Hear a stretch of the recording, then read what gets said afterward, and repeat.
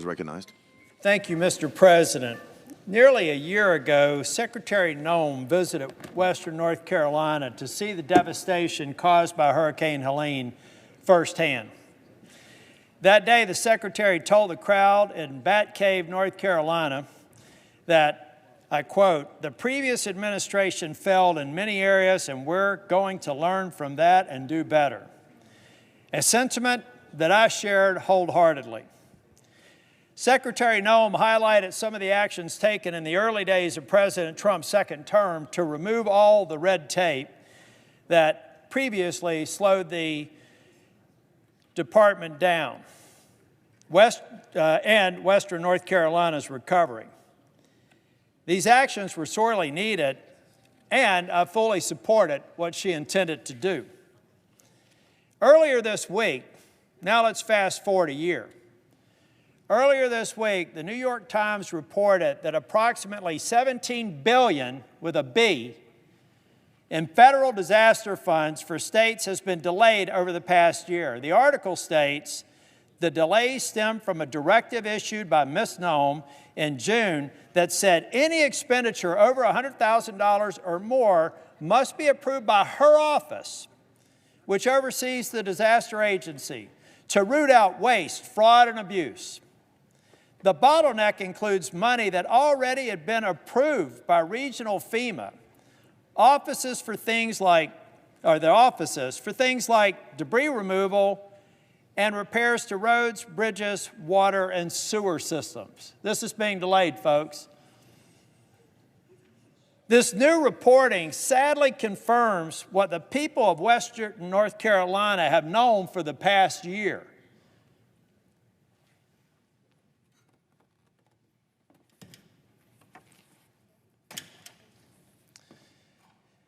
Mr. President, this chart shows a comparison between FEMA obligations and outlays in Hurricane Matthew and Hurricane Florence under President Trump in his first term. The obligations and outlays to date for Hurricane Helene under the second Trump administration are these marks. Down here is what I would call in my management consulting days best practice. We had a storm, Florence and Matthew. We knew what the state and local governments needed. We got it out without any delay.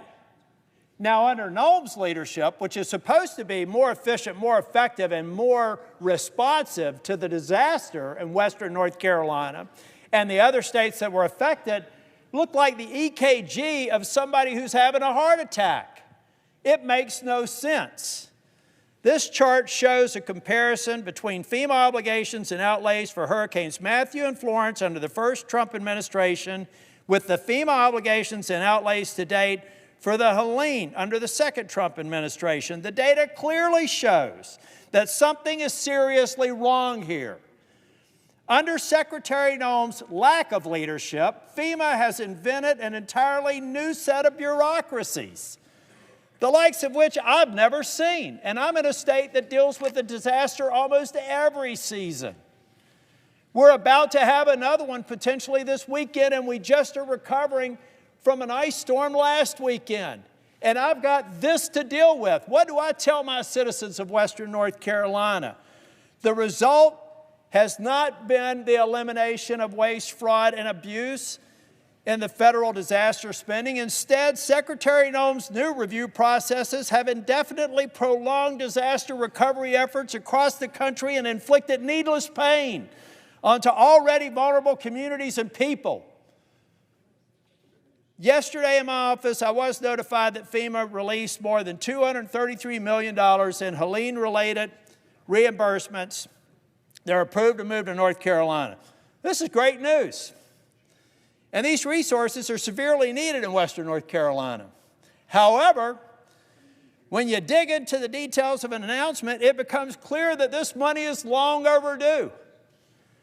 Again, this list is just from yesterday's announcement alone. $200 million for North Carolina Emergency Management as partial reimbursement for their emergency expenses incurred in the first 6 months of Helene. Folks, we're well past 6 months.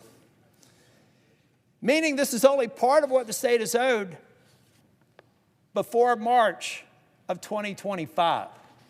We're in 2026, folks.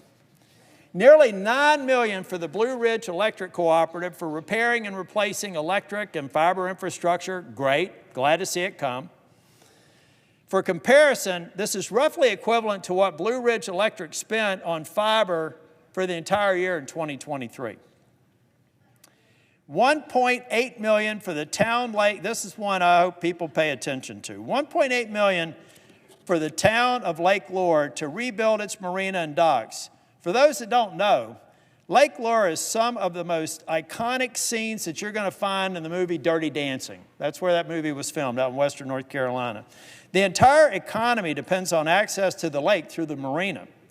The Corps of Engineers recently finished removing more than 1 million cubic yards of debris just from the lake itself. After losing more than a year of tourism revenue, the town hopes to reopen the lake and the marina at some point in the spring or summer. This one award represents more than 20% of the town's general fund budget for this fiscal year, and it's just coming. $22 million for the NCDOT for road repairs. Again, much needed funding, but to put things in perspective, I don't know if you've not been through western North Carolina, I-40 is a 2-lane road now. It is not, it was down to a single lane at one point. We've managed to get 2 lanes. Everybody thought it was going to be done in a year and a half. I told everybody they're crazy. Now it looks like it's going to be 2027. It's going to cost $2 billion, twice what we thought it was, and we hope it gets open by 2027. It's trending more by 2028. So think about that. A major interstate section, a major economic corridor between my state and the presiding officer's state of Tennessee is at a trickle right now. That's the sort of damage we're experiencing every day in North Carolina. And yet, I've got a Secretary of Homeland Security who thinks at one point FEMA shouldn't even exist, and now running the organization like some amateur. So moving from yesterday's funding approvals, I want to share the plight of one of the 39 Helene-impacted counties in North Carolina, Yancey County. It's home to some of North Carolina's most cherished natural resources, including Mount Mitchell. If you want to win a bar bet, ask somebody what's the highest peak east of the Mississippi River. They're probably going to say Mount Washington or somewhere up in New England. It's actually in the great state of North Carolina at almost 6,700 feet, a little over.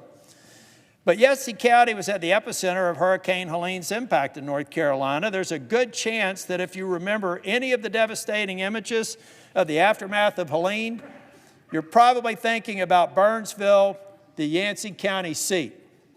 To date, Yancey County has incurred $50 million in debris removal, cost alone for hurricane, far exceeding the annual budget of the county of $37 million. You would think that today, more than 16 months after Helene, Yancey County would have received a significant amount of funding from FEMA to help recover from some of this historic devastation. Well, you'd be wrong under the so-called leadership of Secretary Noem. As of today, Yancey County received a grand total of $5.7 million from FEMA. Remember, we're talking about a $50 million debt right now, a $50 million deficit in a small county. $5.7 million. Of that, only $3 million of it was for debris removal. In fact, Yancey County has not even been approved for a $5 million community disaster loan that the county began application process for in October of 2024, after the hurricane impact. The county was told just last week that FEMA should have an answer for them by June of this year. Good on you, Secretary Noem. 2 years late. More than a year and a half after the storm, folks. This is completely unacceptable and sadly just wrong. So, Mr. President, it's not a secret that I have problems with the Secretary of Homeland Security and the way that her failed leadership has led to unconscionable results in Minneapolis. I thank the President for putting an adult in charge who actually knows law enforcement by having Mr. Homan go there. He's going to lower the temperature. He's going to keep the law enforcement officers safe. He's going to make Minneapolis safer. Thank God we have adult supervision here.